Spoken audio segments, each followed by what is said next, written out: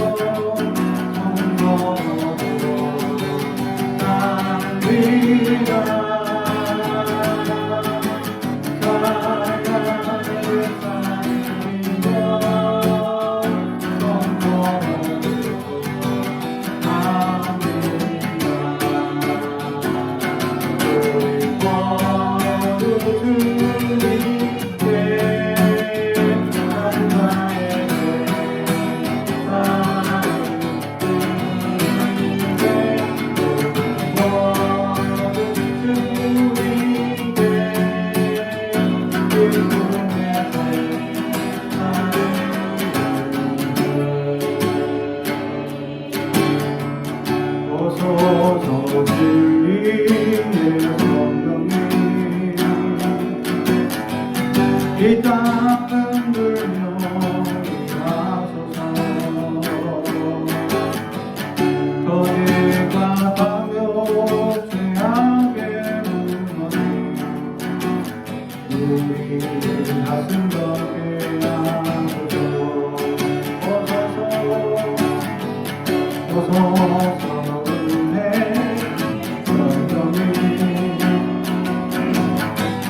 하늘 가르고 임하소서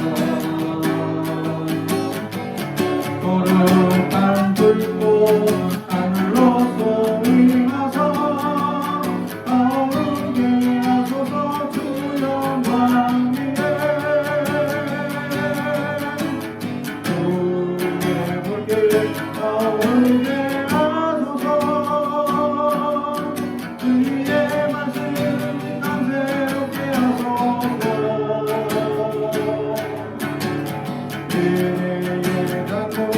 부르게 하소서 성령의 마음 이 땅 가득 불어와 이거 이군 주의 신령한 백성 주의 영광 위에 이제 일어나 열망을 치유하며 인하는 영광의 전하를 주소서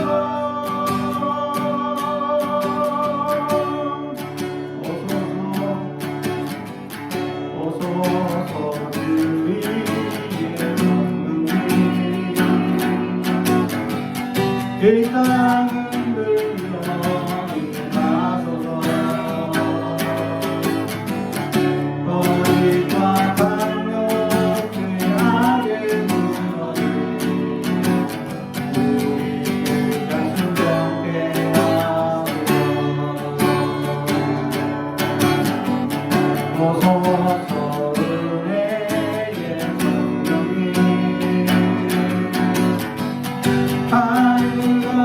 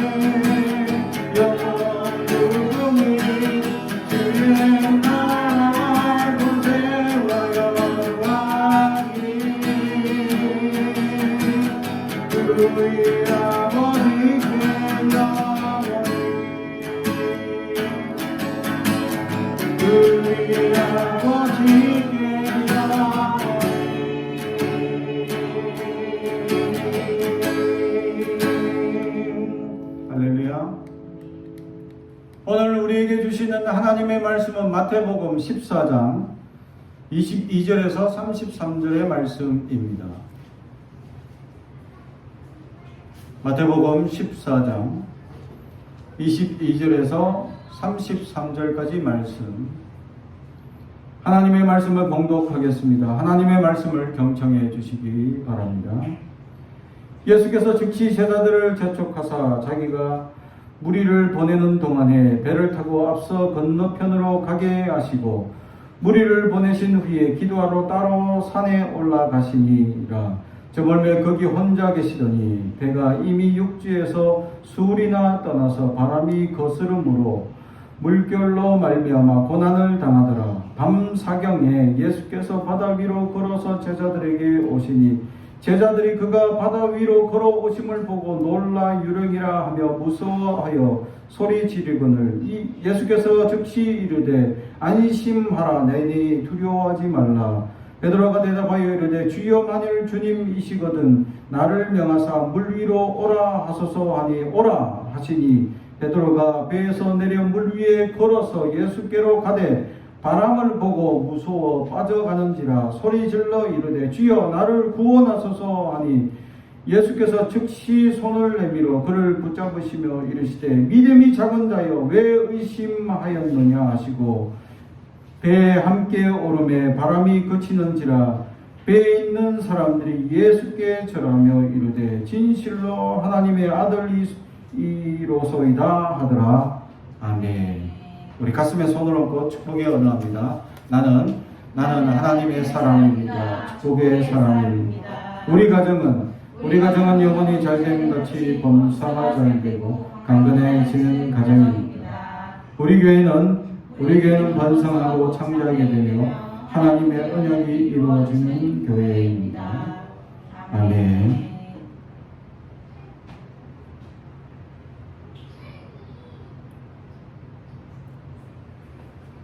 우리가 평안하고 안식을 얻으며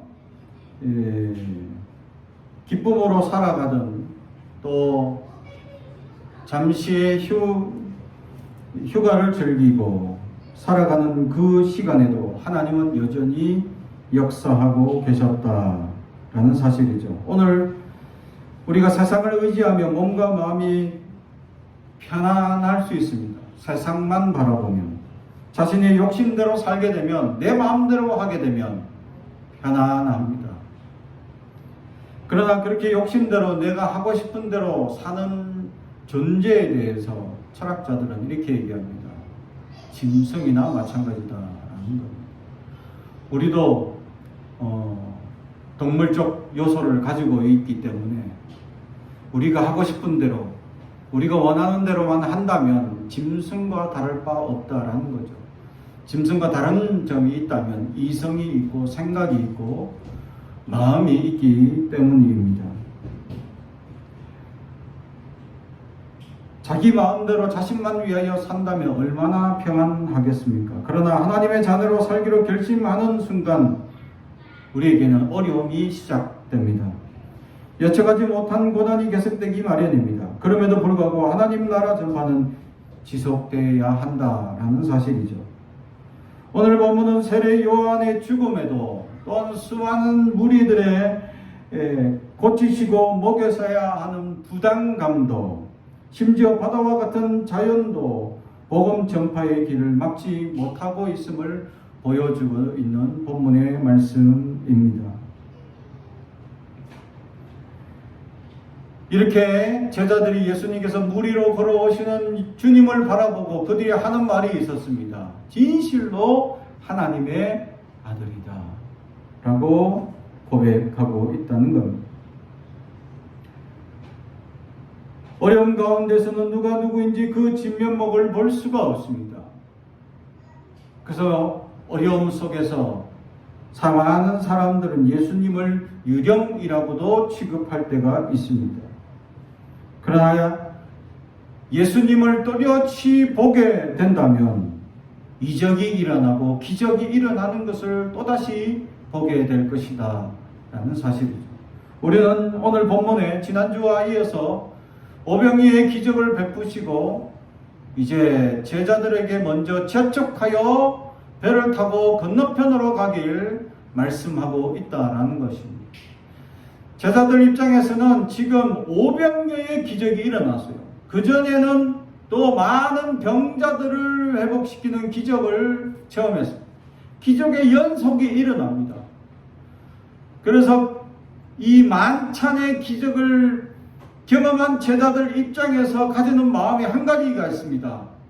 여기서 안주하고 싶어하는 마음이었죠. 주님께서 끊임없이 배불려 주시게 하는 육신의 배도 불려주시고 또 말씀을 통하여서 영혼도 치유하시는 그러한 이 배를 불려주시는 은혜를 경험하게 됩니다. 그리고 육신의 질병 또한 치료하시고 회복하는 놀라운 기적도 체험하게 되죠. 이 현장의 자리에서 그들은 주님과 함께 머물러 있길 안주합니다. 사람들이 살아가면서 수많은 성공의 길을 걸을 때에 그 자리에 머물러 있길 원합니다. 또 평안할 때에 큰 문제가 어려움이 없을 때 우리는 안주하길 원하고 있습니다. 그것이 사람의 속성이기 때문입니다. 좀 더 편안해지고 싶고, 좀 더 나른해지고 싶고, 좀 더 나은 환경을 누리고 싶은 마음이 간절했기 때문이죠. 제자들은 지금 기적의 현장의 자리에 머물러 있기를 원합니다. 500리의 기적이 일어난 현장에서 만찬으로 배부른 입장에서 배 부르고 등 따시고 지금 편안한 상황, 그러면 좀 더 자자, 좀 더 눕자 하고 게을러지고 나태해지고 나른해지는 상황이 벌쳐질 때 예수님은 제자들을 재촉합니다. 머물러 있지 말고 건너가라고 하십니다. 왜냐하면 복음을 전해야 하는 사명이 있기 때문입니다. 예수님은 공생애 3년이라고 하면 우리가 길게 잡으면 길 수도 있고 짧으면 짧을 수도 있다라는 거죠. 그래서 예수님 입장에서는 하루라도 급하여서 빨리 복음을 전해야 하는 그런 급박한 마음이 있다라는 거죠. 그래서 안주하려는 제자들 마음을 재촉해서 빨리 건너편으로 가서 이제 또 다른 이들에게 복음을 전하기를 원하고 있었다라는 거죠. 그러나 우리는 안주하기를 원합니다.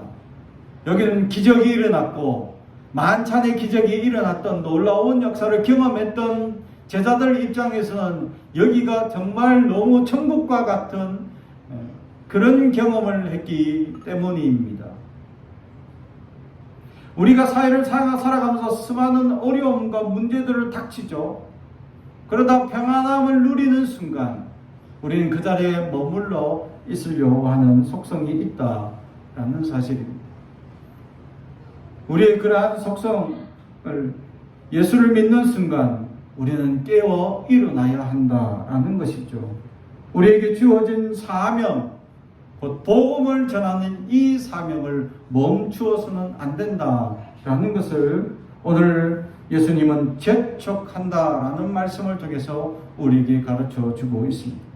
많은 사람들이 이 예수님의 재촉을 받고 있음에도 불구하고 머물러 있기를 원하고 있습니다. 안주하기를 원하고 있습니다. 많은 사람들이 제자리 걸음을 가기를 원합니다. 많은 사람들이 이 주님의 재촉을 한 귀로 듣고 한 귀로 흘려버리는 연약한 마음으로 살아가기를 소망하고 있습니다. 그러나 오늘 주님께서는 제자들을 재촉하고 있다라는 말씀입니다. 주님은 우리에게 끊임없이 재촉하고 있습니다. 지금도 죽어가는 영혼들을 우리가 돌아보기를 원하고 있습니다. 우리 이웃 가운데 또는 내가 어떤 사회 공동체에 부딪히는 많은 사람들 가운데 복음을 전해야 할 반드시 우리에게 사명이 있기 때문입니다. 그래서 우리에게 주님은 끊임없이 재촉하는 마음을 주시고 있음에도 불구하고 우리는 복음을 전하기보다 그냥 우리의 삶에 안주해 버리려고 합니다. 왜냐하면 우리가 너무 바쁘다는 핑계를 내기 때문입니다. 천국 잔치에 대한 비유를 통해서 부자가 잔치를 하는데 예정해놓은 사람들을 초청해놓은 사람들을 불렀으나 그 사람들은 뭐라고 얘기합니까? 소도 사야 하고 장가도 가야 하고 밭도 사야 하고 많은 핑계를 대죠. 아무도 오지 않는다고 합니다. 이미 예약된 사람들이었는데, 그래서 주인은 이제 가서 거리에 가서 아무나 다 데려오라 라고 얘기를 하죠. 많은 사람들이 주님의 사명을 받았음에도 불구하고 많은 사람들이 그 사명 가운데 바쁘다고, 또 소도 사야 하고 장가도 가야 하고 애도 키워야 하고 여러 우리는 바쁜 핑계를 대고 있습니다. 우리 주변에 복음을 전해야 될 사람들이 지금 그 영혼들이 지옥으로 나아가고 있는 현장을 우리는 바라보고 있음에도 불구하고 그들을 향하여 온전한 복음을 전하지 못하는 연약함으로 살아가고 있다라는 사실이죠. 예수님은 우리의 안주하려는 그 마음을 아시고 제자들을 재촉하고 있다라는 사실입니다. 사랑하는 성도 여러분, 주님께서 말씀하시는 재촉을 들을 수 있는 백성이 될 수 있길 주님의 이름으로 축복합니다. 주님께서 재촉한다는 것은 두 가지의 축복이 있습니다. 첫 번째는 하나님께서 우리에게 재촉을 하신 이유는 우리에게 사명이 있다는 증거입니다. 하나님께서 우리를 재촉한다는 것은 우리가 사명이 있기 때문에 그 사명을 감당하라는 재촉이기 때문입니다. 어떤 일은 재촉하지도 않습니다. 왜? 사명이 주어졌음에도 불구하고 그들은 하나님의 음성을 듣기 싫어하기 때문입니다. 하나님의 음성을 들을 때마다 우리의 마음이 불일 듯 일어나서 주님의 재촉함을 들을 수 있는 자가 되어야 한다는 것이죠. 두 번째는 그 재촉하심에 힘을 더하여 주실 것이다 라는 것입니다. 그렇습니다. 그 재촉함에 있어서는 우리가 늘어지고 또 힘이 없고 또 나약해지고 머물러 있으려 하는 마음속에 하나님은 우리에게 힘과 능력을 더하여 주신다라는 사실입니다. 사랑하는 성도 여러분, 주님의 재촉이 그러므로 우리에게는 기쁨이 되고 감사가 될 수 있어야 합니다. 하나님이 주시는 그 기쁨과 감사가 넘치는 사람, 그 재촉하심의 은혜를 누릴 수 있는 사람이 될 수 있기를 주님의 이름으로 축복합니다. 두 번째로는 주님께서는 우리에게 사명을 감당하며 살아갈 때에 위기가 닥칠 것을 말씀해 주고 있다라는 사실입니다. 오늘 예수님께서 먼저 그들을 보내시고 배를 타고 그들은 밤새도록 그 폭포를 이 파도를 견디며 어려움을 겪는 그들 가운데 그들의 고난을 바라보고 그들의 이 풍랑으로 말미암아 힘든 어려움 속에 살아가고 있는 그들을 바라보고 있었다라는 사실입니다.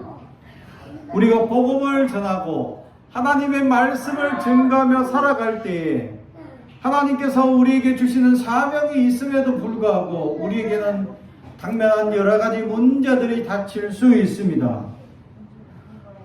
이 좋은 일을 전하는데 이 하나님의 말씀을 전하는 것이 매우 위험할 수도 있고 매우 어려울 수도 있고 매우 고달플 수 있음을 오늘 성경은 우리에게 말씀해 주고 있다라는 것입니다.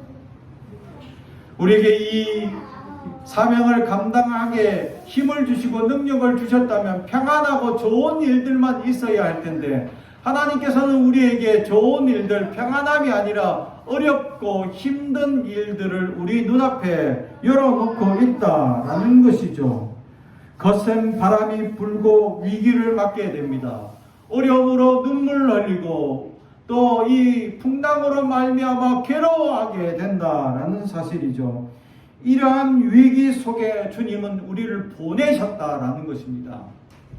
다른 관점으로 보게 된다면 예수님이 이미 풍랑을 불 것을 알고 계셨습니다. 파도가 일어날 것을 알고 계셨고 수많은 풍랑과 어려움이 있을 걸 알고 계셨다. 그런데 그런 바닷가를 향하여 재촉해서 제자들에게 배를 타고 보내셨다라는 것입니다. 주님은 이미 알고 계셨습니다. 그런데 그 알고 있는 현장 가운데 우리를 보내셨다라는 사실을 생각할 때 우리가 언뜻 왜 우리를 그런 위험한 현장으로, 어려운 현장으로 우리를 보내셨습니까? 라고 우리는 간혹 질문을 드릴 때가 있습니다. 사랑하는 성도 여러분, 하나님께서 우리에게 어려운 문제, 또 위기가 닥칠 것을 뻔히 알면서도 그 현장의 자리로 파송할 때가 있다라는 사실이죠. 그럴 때 우리는 어떻게 선택해야 할 것이냐라는 것입니다. 제가 아르헨티나에서 선교할 때 현지인들을 목회하시는 한국인 선교사님 어떤 이제 교회를 이제 방문해서 도와주는 협력 사업을 하고 있을 때였습니다. 그곳에서 이제 함께 간식거리도 준비하고 여러 선물들도 나눠줄 준비를 하고 예배를 드리려고 앉아 있는데,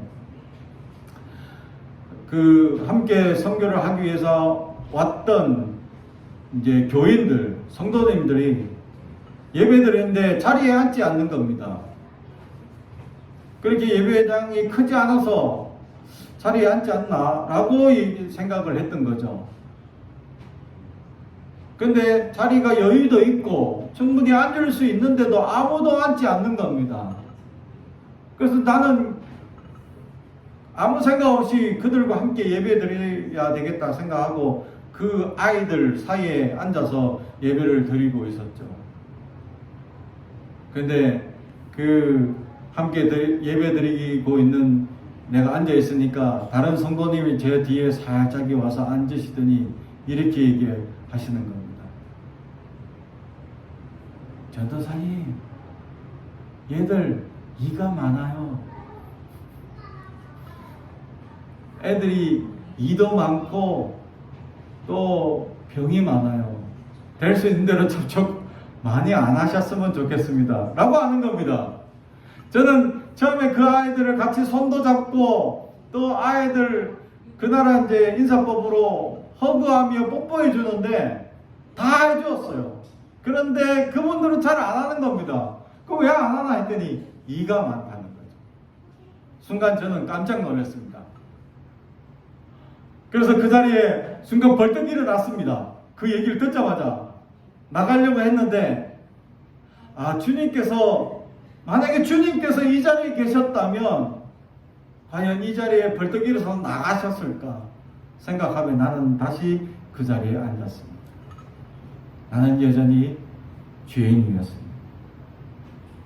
불안하고 위급한 상황이 닥치면 나도 모르게 내 몸이 벌떡 일어나 도망가려 했다라는 거죠. 또 부산에서 있을 때 이 문둥병으로 유명한 이 교회가 하나 있었죠. 상해교회라고. 제가 노예 일로 말미암아 그 교회를 방문하게 되어서 이제 서류를 접수하는 여러 가지 문제를 가지고 방문을 했습니다. 교회에 들어가는 순간 제일 먼저 앉아서 기도하는 습관이 있으니까 앉아서 딱 기도하다가 순간 생각이 드는 게 여기는 문둥병 환자들이 이렇게 막 만지고 막 이렇게 하던 교회인데 라는 생각이 드는 순간 앉았다가 벌떡 일어났어요. 저도 모르게 순간 벌떡 일어나서 그때도 제가 주님이시라면 과연 벌떡 일어나서 도망갔을까 생각하고 다시 앉아서 기도했습니다. 여전히 저는 주님 앞에 죄인이었습니다.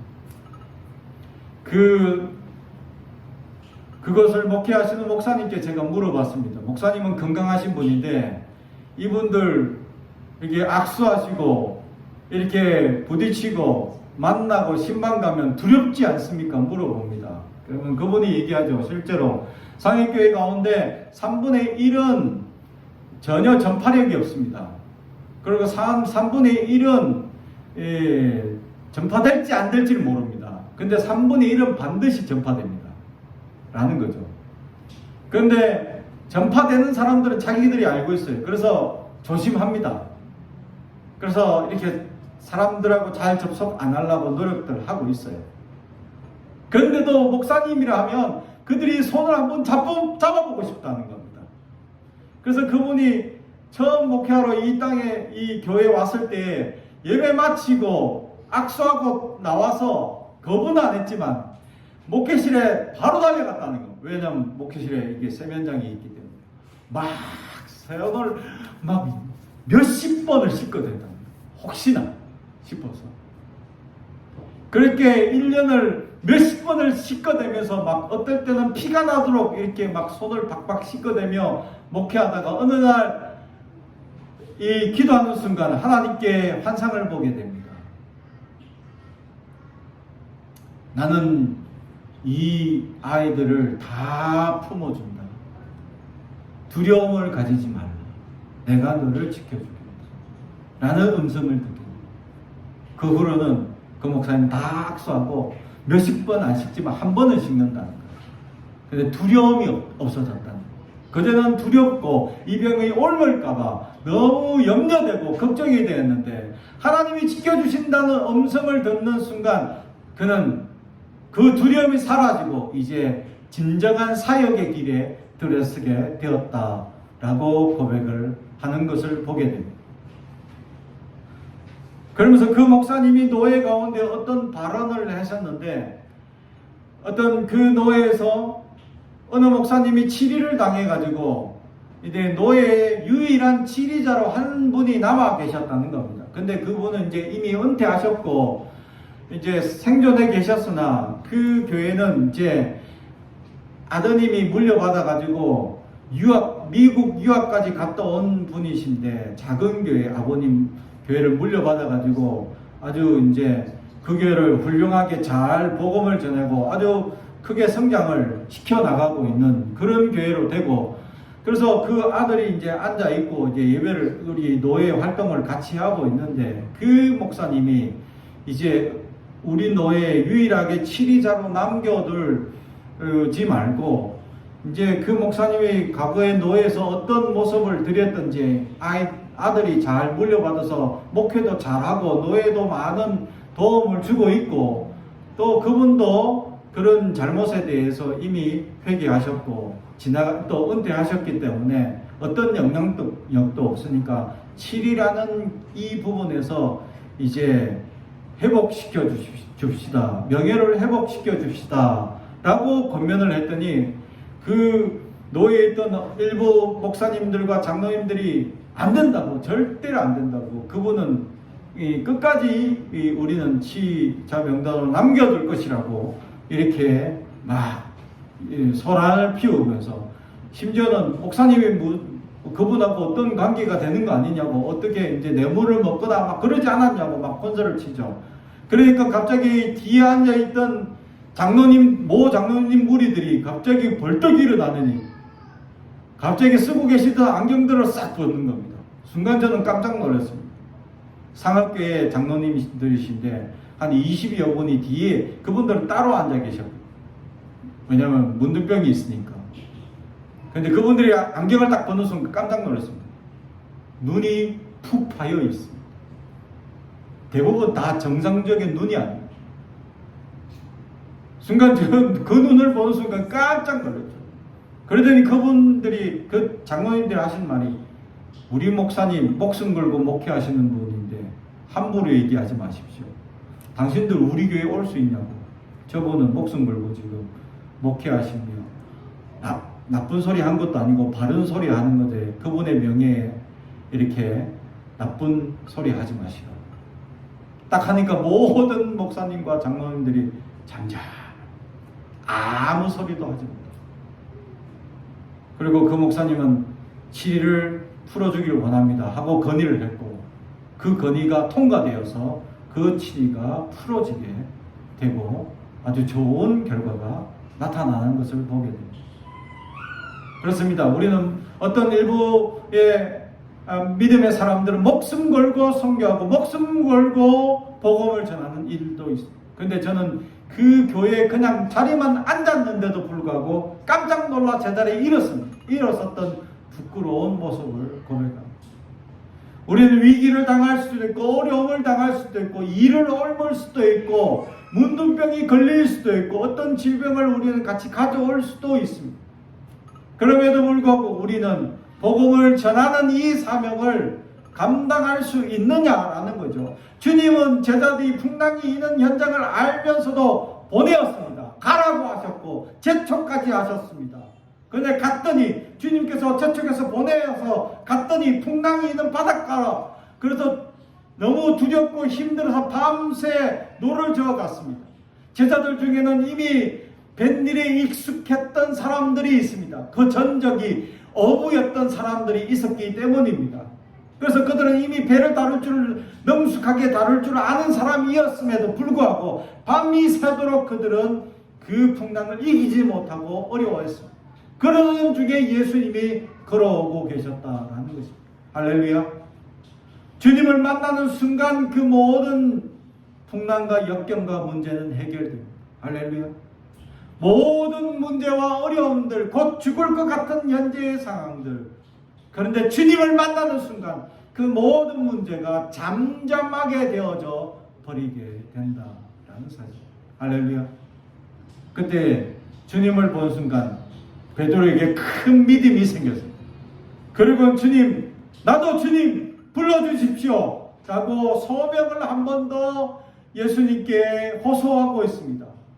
그러니까 주님께서는 오라 라고 말씀하셨고, 그럼 베드로는 그 믿음을 가지고 불쩍 배에서 물 위로 뛰어내렸습니다. 어떻게 되었을까? 물에 빠졌을까요? 그러지 않았습니다. 물 위로 걸었습니다. 베드로는 예수님께서 오라고 하는 순간 물 위로 걸어서 주님께 나가고 있었습니다. 그런데 그가 주님께 향했던 시선이 세상을 향하기 시작하자, 파도를 향하여 보기 시작하자 두려움이 엄습하기 시작합니다. 그리고는 점점 빠져갑니다. 오늘 성경에 풍랑 빠졌다고 하지 않습니다. 우리가 생각할 때 믿음이 없어지면 마치 퐁당하고 빠져야 되고 믿음이 사라지고 아무것도 아닌 것처럼 되어야 되는데 그러지 않습니다. 믿음이 점점 사라져가고 있다.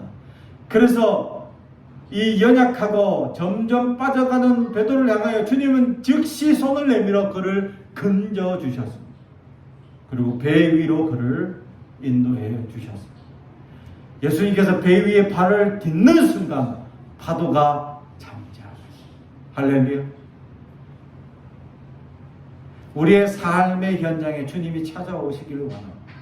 세상에 어떤 풍랑이 있고 어떤 환란이 있더라도 주님께서는 우리에게 찾아오기를 원합니다. 그때 우리는 믿음이 있어서 찾아온 주님을 향하여 주님, 나도 주님처럼 그렇게 살기를 원합니다 라고 선포합니다. 그런데 삶의 현장의 자리는 너무나 힘들고 어려웠습니다. 죽을 수도 있는 위급한 상황이 닥치기도 합니다. 심지어는 사랑하는 아내도 잃을 수도 있고 자녀도 잃을 수도 있습니다. 몇 년 전에 저희 동기가 선교사로 가 있던 지역에서 모 H지역, 어디라고 정확하게 말할 수 없는데 그 지역에서 선교를 하고 있었는데 강도들이 들이닥쳐서 총을 쏴서 어깨 관통상을 받았어요. 그래서 그 나라에서 치료할 수 없어서 한국에 와서 수술하고 치료하고 다시 그 나라로 갔다. 그 친구를 보며 대단한 믿음이다 라고 존경의 마음을 던졌습니다. 사실 학업주께 같이 공부하면서 지냈던 친구였는데 학교 다닐 때는 그렇게 장난스럽고 그렇게 뭔가 자꾸 연약해 보였고 좀 뭔가 나사 빠진 듯 했고 늘 챙겨줘야 되는 친구였습니다. 그런데 그 친구가 정말 목숨을 걸고 사명을 다해 복음을 전하는 걸 보며 저는 늘 부끄러움을 느끼고 있었습니다. 사랑하는 성도 여러분, 우리의 삶의 현장, 믿음으로 살겠다 결단하는 순간 하나님께서 우리에게 소명을 던져주시는 그 순간 우리에게는 수많은 환난과 어려움과 문제가 닥칠 수 있다라는 것입니다. 그럼에도 하나님의 은혜가 함께하게 된다면, 하나님께서 우리를 불러주시는 그 은혜로 하나님이 임재하기 시작한다면 그 모든 환난과 문제는 아무것도 아니 된다는 사실을 믿고 반드시 주님을 바라보고 앙망하며 세상을 향했던 우리의 시선을 주님께만 바라보며 나아가 주님의 놀라운 기적과 이적을 날마다 체험하며 위로받고 격려받으며 또 주님께서 주시는 소명을 통하여 우리 안에 능력을 다하여 주실 그 놀라운 능력을 날마다 덧입으며 살아갈 수 있는 저와 여러분이 되길 주님의 이름으로 축복합니다. 기도하겠습니다. 사랑과 정의 가득하신 아버지 하나님 감사합니다. 오늘도 우리에게 말씀을 주시니 감사합니다. 하나님, 우리에게 이 세상이 험하고 연약한 심령으로 살아갈 때가 많습니다. 하나님, 우리를 붙들어 주시옵소서.